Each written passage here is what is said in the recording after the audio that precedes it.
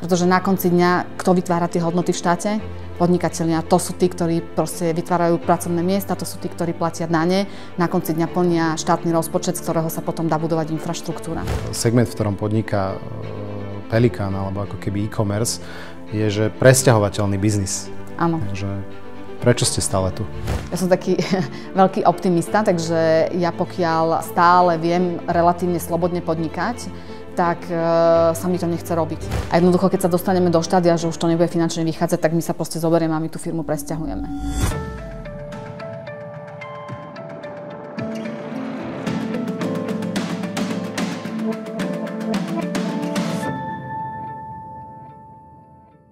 Dobrý deň, vítam vás pri sledovaní ďalšieho dielu Highgate Talks.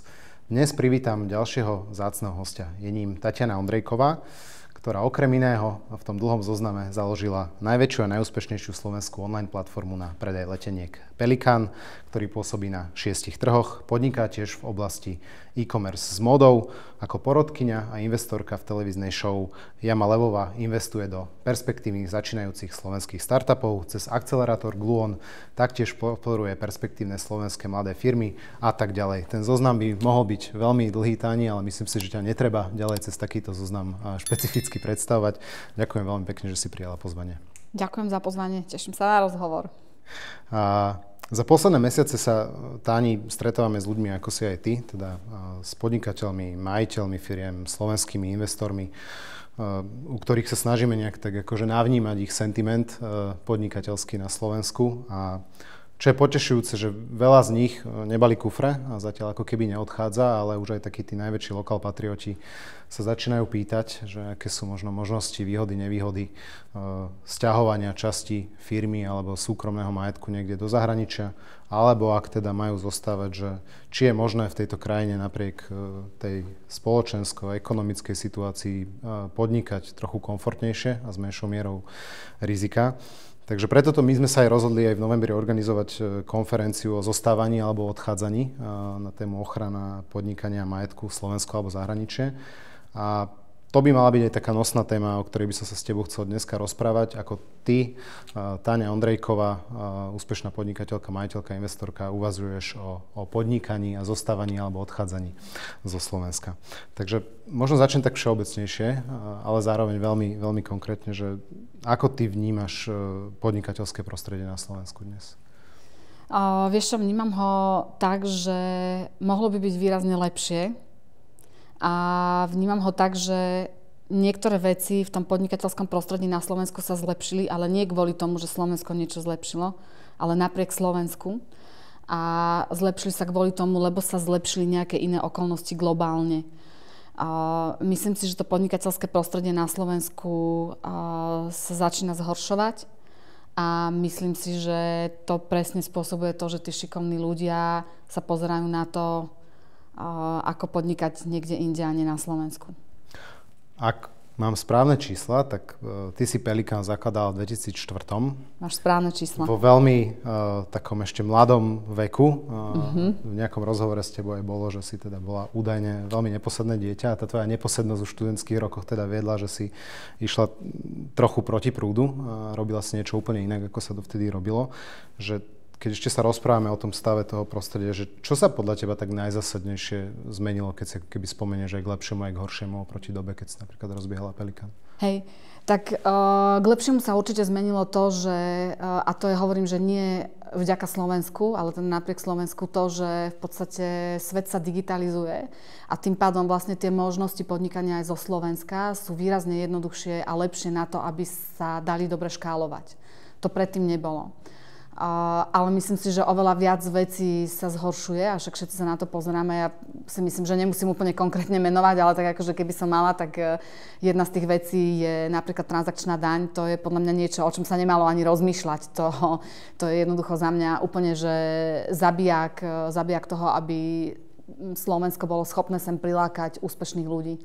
Keď sa pozrieme na tie okolité štáty a pozrieme sa aj na štáty v podstate akože po celom svete, tak tie, čo si uvedomujú, kde je budúcnosť a na čom sa tá ekonomika stavať, tak všetky sa snažia vytvárať prostredie preto, aby prilákali šikovných ľudí, ktorí tam chcú podnikať a tam v tom štáte sú ochotní a chcú vytvárať hodnoty. Pretože na konci dňa, kto vytvára tie hodnoty v štáte?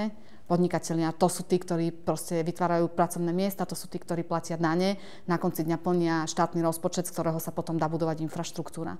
Ale jednoducho Slovensko podľa mňa, ja neviem, asi rieši niečo úplne iné a namiesto toho, aby riešilo presne túto jednu kľúčovú vec, ako prilákať sem ľudí, ktorí tu v tomto štáte budú ochotní a budú chcieť vytvárať hodnoty, tak robí všetko preto, aby proste tí ľudia odtiaľto odchádzali. Takže ak sa bavíme o tom, mohla by som vymenovať veľa vecí. Hovorím, že za mňa úplne tá posledná proste, akože tá transakčná daň, to je, myslím, že úplný zábijak. Jedno z takých nesystémových a akože veľmi nepredvídateľných akože legislatívnych výmyslov, že my akože máme viacero klientov aj v oblasti private equity investícií, čo sú štandardné investície, ktoré nastupujú akože v neskorších fázach, ako možno rizikový kapitál, v ktorom sa primárne pohybujete vy, ale že už tam cítime ako keby taký sentiment, ten investorský, že boli rozbehnuté 2-3 väčšie investície, kde ten investor ako keby dosť si začína zvažovať, že či teda chce v jeho investičnom horizonte 6 až 8 rokov naliať peniaze do firmy, ktorá podniká akože v prostredí tohto typu,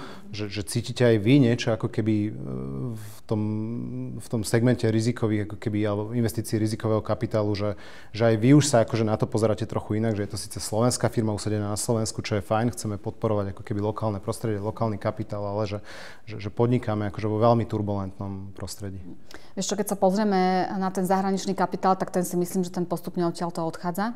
To je jednoducho vidieť. To v podstate venture fondy, ak aj chcú investovať do nejakej slovenskej spoločnosti, lebo má potenciál, tak prvé, čo je povedia, musí sa presťahovať mimo Slovenska. Sídlo musí dať niekde úplne inde a potom sú ochotní investovať. Takže toto vnímam ja ako jeden z veľkých problémov. Čo sa nás osobne týka, tak asi pravdepodobne tým, že sme lokálni, tak máme tú výhodu, že to prostredie veľmi dobre poznáme. A tým pádom si asi tak lepšie vieme zhodnotiť tie plusy a mínusy a tie rizika. A preto sme asi takí ochotnejší viac investovať možno aj do toho rizikového segmentu tu na Slovensku. Ale je to len kvôli tomu, lebo sme tu lokálni.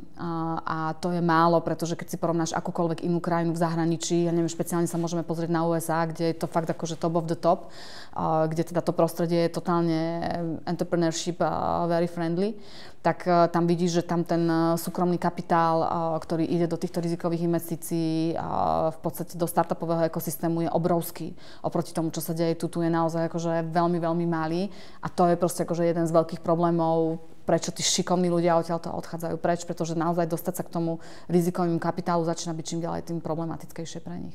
To ti iba potvrdím, že možno tá znalosť a tá lokálnosť je výhodou v tom, že my keď sme, dám taký príklad z praxe, že zastupovali majiteľa takej slovenskej firmy, už to nebola akože fáza startupová, ale veľký private equity fond, ktorí akože v rámci due diligence zistili, že na Slovensku je niečo ako švart systém. Hej? A my sme sa im snažili akože vysvetliť, že to je v zásade trhový štandard, ktorý vyplýva akože z tej neflexibility pracovného trhu, z ceny práce a tak ďalej. A oni to ale vnímali veľmi ako keby konzervatívne a že proste to tak nemôže byť, že mali by byť všetci na TPP a tak ďalej. Hej? Že a tá lokálnosť v poznaní toho, že to sú nejaké reálie, v ktorých sa musíte hýbať a že viem si predstaviť, že aj vy zainvestujete do firiem, ktoré teraz nechcem hovoriť, že zamestnávajú živnostníkov, ale proste fungujú nejako v rámci toho ekosystému, tak vám proste dáva tú výhodu, že vy tam ten kapitál ako keby napriek tomu dáte. Hej, my sme ochotní ten kapitál tam samozrejme dať, ale tieto veci sa musia vyriešiť. Že nie sme úplne zastancom toho, že podporovať takéto niečo, sme zastancom toho, že vlastne veci by mali byť nastavené normálne podľa zákona, ale je fakt, že strašne veľa tých zákonov na Slovensku, však som už povedala, už sa len zopakujem, v podstate akože podporujú to, aby tí podnikatelia tu nepodnikali, lebo jednak to odvodové zaťaženie je strašne vysoké. Na konci dňa, keď si aj povieme, že tak OK, sú krajiny, kde aj vyššie, ale musíme si povedať, že v tých krajinách, kde je to odvodové zaťaženie vyššie, čo za to ten človek dostane z tej infraštruktúry. Hej, a potom sa proste bavíme o úplne inej diskusii, pretože ja si myslím, že aj podnikatelia nemajú problém zaplatiť aj väčšiu daň. Ako veľmi radi to urobia, ale chcú vidieť, že tie peniaze sú potom správované tak, že sa tu niečo v tom štáte zlepšuje a nie tak, že sa zaplatíš viac, ale zhoršuje sa tu stále niečo preto, lebo jednoducho štát zjavne manažujú ľudia, ktorí v živote nepostavili žiadnu firmu a proste nevedia ho manažovať. Takže tak. Položím ti takú diabolskú otázku, že zrovna akože segment, v ktorom podniká Pelikán alebo ako keby e-commerce, je, že presťahovateľný biznis. Áno. Takže prečo ste stále tu? v prvom rade chcem povedať to, že my sme vždycky firmu budovali tak, že nebude čisto slovenská firma a tým myslím to, že chceli sme podnikať aj v zahraničí. Takže my reálne podnikáme v zahraničí a v zahraničí máme firmy založené, pretože z niektorých pohľadov nám to uľahčuje to podnikanie tam na tom lokálnom trhu. Samozrejme, vždy sme proste akože chceli byť tu na Slovensku. Ja som sa na Slovensku narodila, ja tu mám proste všetkých známych, všetkých kamarátov. Pre mňa v podstate to, že založím tú firmu niekde inde, presuniem jej to hlavné sídlo, znamená, že a teraz sa idem presťahovať. Hej, idem vlastne akože odísť od svojich rodičov, od všetkého toho networku, ktorý som tu budovala. A ja som taký veľký optimista, takže ja pokiaľ stále viem relatívne slobodne podnikať, tak sa mi to nechce robiť. Ale keď sa dostanem do štádia, že slobodne podnikať nebudem môcť a že sa mi tu začnú okliešťovať podmienky na podnikanie takým spôsobom, že nebudem môcť súperiť v zahraničí, čo sa postupne začína diať, my to vidíme tak, že vlastne my musíme na to, aby sme vyrábali maržu, ktorú sme vyrábali pred niekoľkými rokmi, tým, že sa tu urobili nejaké zmeny, pracovať oveľa viac. A keď sa porovnávame s tými globálnymi hráčmi, ktorí tiež sú na tomto trhu, tiež sem vstupujú a my s nimi v podstate súperíme, tak pre nás to začína znamenať čím ďalej, tým väčší problém. A jednoducho, keď sa dostaneme do štádia, že už to nebude finančne vychádzať, tak my sa proste zoberieme a my tú firmu presťahujeme. My sme tu stále kvôli tomu, lebo ešte to ako tak dokážeme, ale ak sa začnú ďalšie veci proste riešiť, alebo ak sa ten nedostatok financií v štátnom rozpočte bude stále riešiť takým spôsobom, že sa neustále bude proste akože uťahovať tie opasky a uťahovať na nesprávnych miestach a nebude sa robiť priestor na to, aby vlastne ten štátny rozpočet alebo aby tí podnikatelia mali možnosť vytvoriť oveľa väčšie hodnoty, tak jednoducho my sa jedného dňa rozhodneme, že odídeme a proste odídeme preč napriek teda tomu, že to budem robiť veľmi nerada.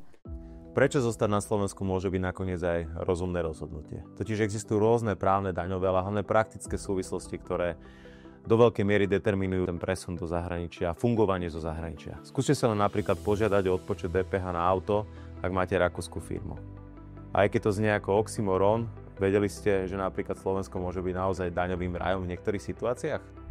Odpovede na tieto otázky sa dozviete na konferencii Ochrana majetku a podnikania. Môžete sa tešiť na skúsených odborníkov zo Slovenska, ale aj zo zahraničia. A budem tam aj ja. Vidíme sa už 18. novembra v Hiltone v Bratislave. Teším sa na vás.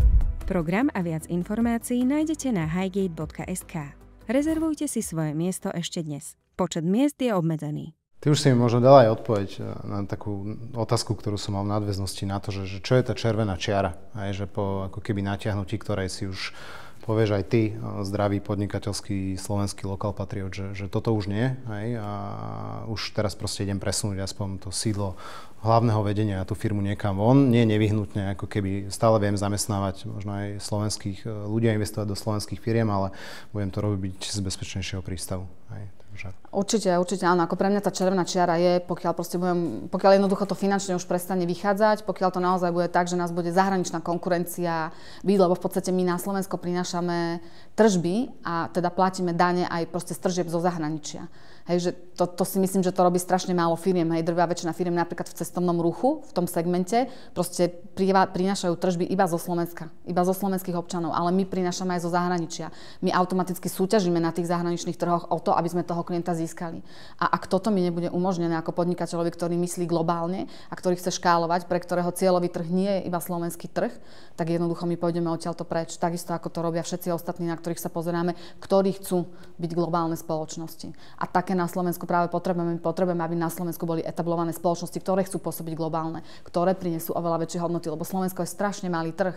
Hej, takže my potrebujeme proste tie peniaze aj z tých okolitých trhov a ak nezačneme toto v štáte robiť a robiť podmienky pre takýchto podnikateľov, tak podľa mňa tento štát proste skrachuje. Akože neviem si predstaviť, ako dlho sa ešte toto dá ťahať. A teraz z optiky investora, že to je optika majiteľa, ktorá sa asi zlieva v nejakej miere z optikou investora, že aj do cieľových spoločností, ktoré sú akože úplne v iných fázach, ako je možno Pelikán a niektoré tvoje iné e-commerce firmy, že aj tam vnímate akože také tie ambície, niekedy viac, niekedy menej naivné, ale zároveň, že úprimné, že keby som tú firmu ako keby staval von, alebo tak zoženieme tú investíciu o mnoho jednoduchšie, hej? Rozhodne, akože úplne 100% je to tak, pretože samozrejme investor, keď sa pozerá na to podnikateľské prostredie, tak sa pozerá na to, že akú má vymožiteľnosť práva, aké sú tam daňové zákony, ako si vie proste akože vydobiť podmienky na to, aby vedel proste zamestnávať ľudí, hej, aký je tu proste zákonník práce. Proste to sú všetko veci, ktoré ten investor jednoducho zhodnocuje, aká je tu kúpna sila, hej, že či jednoducho proste je to tu naozaj akože dobré prostredie na to, aby si tu začal podnikať a aby si odtiaľto riadil tú svoju globálnu firmu, či tu sú šikovní ľudia, ktorí tu chcú žiť, existovať, ktorí tu majú vzdelávanie pre svoje deti, ktoré tu majú dobré zdravotníctvo, infraštruktúru na to, aby sa tu mohli pohybovať. A jednoducho toto všetko si proste ten investor vyhodnocuje. A keď si veľmi jednoducho vyhodnotí, že OK, tak ako možno keby som tú firmu dal, ja neviem, do Holandska, do Poľska alebo proste do nejakej inej krajiny, tak bude mi to asi výrazne lepšie fungovať, asi budem vedieť prilákať výrazne šikovnejších ľudí, tak asi urobí to rozhodnutie, že tie peniaze na to Slovensko nedá. Úplne prirodzene. A teraz možno trochu do také osobnejšej roviny, ktorá sa ale mám pocit a oprav ma, že prelína zase s takouto tvojou podnikateľskou, že gro tvojich investícií, keď to tak poviem, alebo vašich investícií je v segmente ako keby rizikového kapitálu, kde ten ako keby failure rate, alebo po slovensky, že tá úmrtnosť a úspešnosť a tých jednorožcov je akože veľmi málo. A niekto by povedal, že v takto turbulentných časoch, keď akože sa predikuje, keď je to ešte z kryštálovej gule, že S&P akože už nikdy nebude rásť, nikdy. Najbližších 10 rokov nebude rásť číslami, ako rástlo. Je to ako keby možno veľmi odvážne, hej, investovať a obzvlášť na Slovensku, ako keby rizikový kapitál. Že je niečo pri tvojom investovaní tak akože z hľadiska diverzifikácie aj konzervatívnejšie, že do čoho ako keby ty alebo vy sa pozeráte, že to mohol by byť ten safe harbor popri všetkom. Jasné, máme samozrejme aj také viac safe investície, my sa snažíme diverzifikovať, aj keď teda naozaj je to tak, že gro toho kapitálu dávame naspäť do toho startupového ekosystému. A je to kvôli tomu, že my sme takí ľudia, vieš, no my si nepotrebujeme kúpovať helikoptéry a proste mať teraz brutálny vozový park alebo proste nejaké drahé domy, takže radšej to naozaj vrátime do tej krajiny a snažíme sa tu proste akože budovať to podhubie.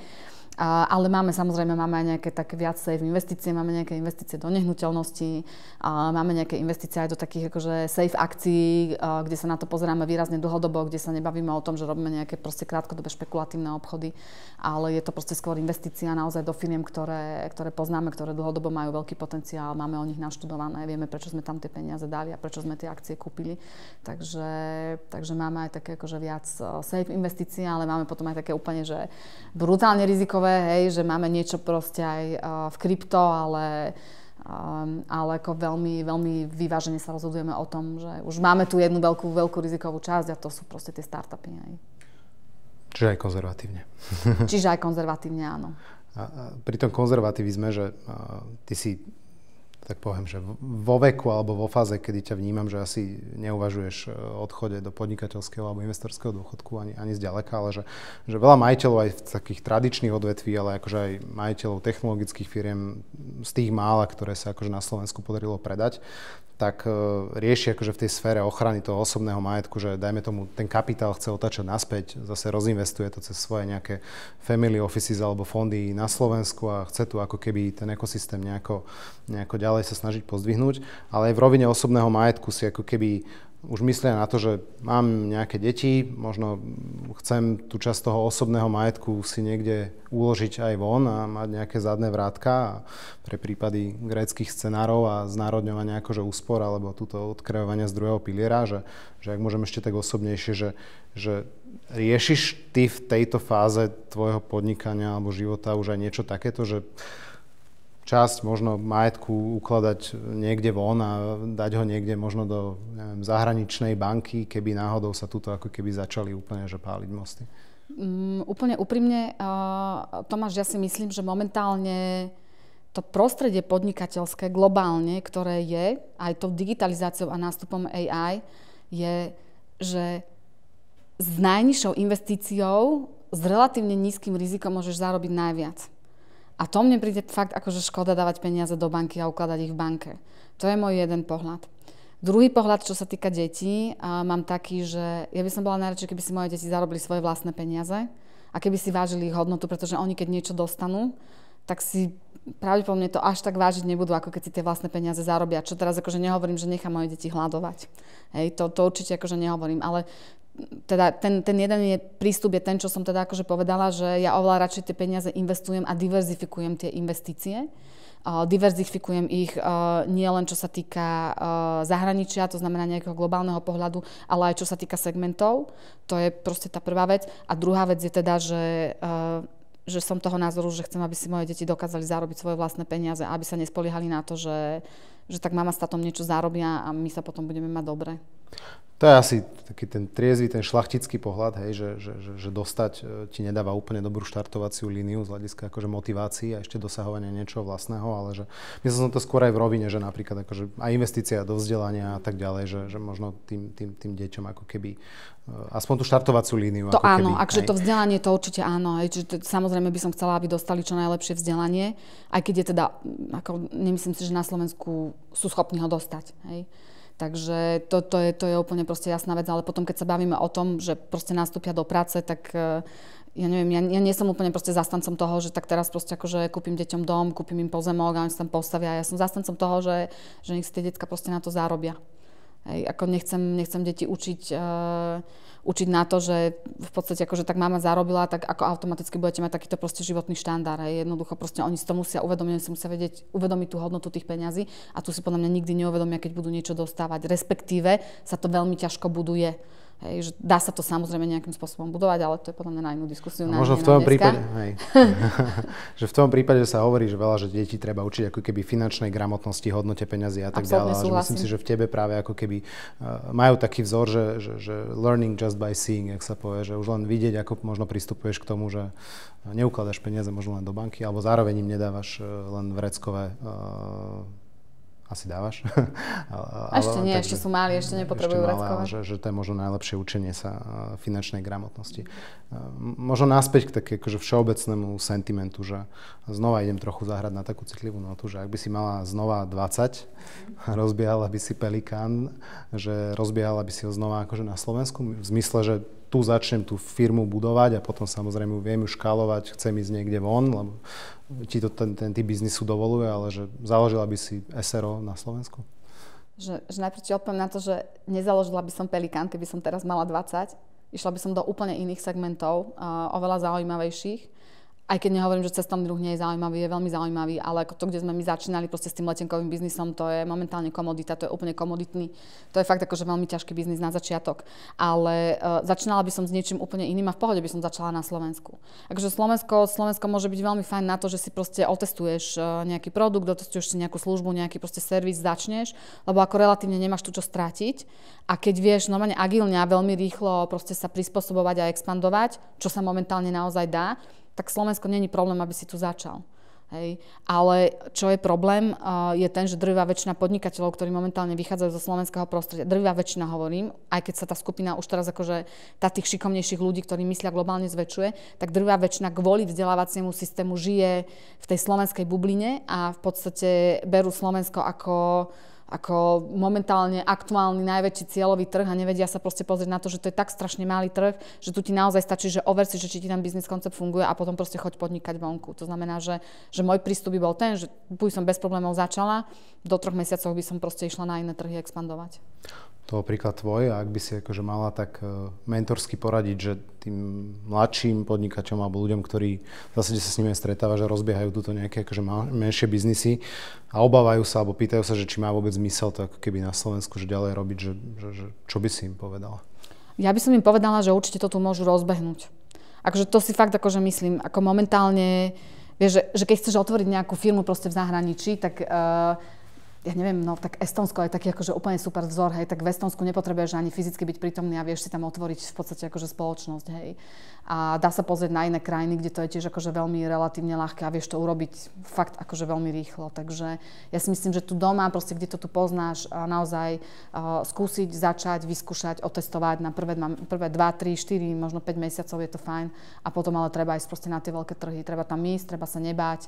Treba to vyskúšať, treba sa tam otestovať a proste treba na tých veľkých trhoch začať proste fungovať a učiť sa, ako proste fungujú. Alebo si nechať poradiť. Táni, ďakujem ti veľmi pekne za tvoj čas a za tvoje veľmi praktické a praxou otestované odpovede. Cením si to, takže ďakujem veľmi pekne, že si prijala účasť. A len zopakujem, že pre tých, ktorých téma nielen toho, do čoho investovať v turbulentných časoch, prečo a ako dáva zmysel naďalej podnikať na Slovensku, ako možno s určitou väčšou mierou komfortu a s menšími rizikami, tak pozývam opäť na našu konferenciu o ochrane majetku a podnikania Slovensku alebo zahraničie, ktorá sa uskutoční 18. novembra v DoubleTree by Hilton Bratislava. Ďakujem a teším sa na vás pri ďalšom dieli Highgate Talks. Prečo zostať na Slovensku môže byť nakoniec aj rozumné rozhodnutie. Totiž existujú rôzne právne, daňové, ale hlavne praktické súvislosti, ktoré do veľkej miery determinujú ten presun do zahraničia a fungovanie zo zahraničia. Skúste sa len napríklad požiadať o odpočet DPH na auto, ak máte rakúsku firmu. A aj keď to znie ako oxymoron, vedeli ste, že napríklad Slovensko môže byť naozaj daňovým rajom v niektorých situáciách? Odpovede na tieto otázky sa dozviete na konferencii Ochrana majetku a podnikania. Môžete sa tešiť na skúsených odborníkov zo Slovenska, ale aj zo zahraničia. A budem tam aj ja. Vidíme sa už 18. novembra v Hiltone v Bratislave. Teším sa na vás. Program a viac informácií nájdete na highgate.sk. Rezervujte si svoje miesto ešte dnes. Počet miest je obmedzený.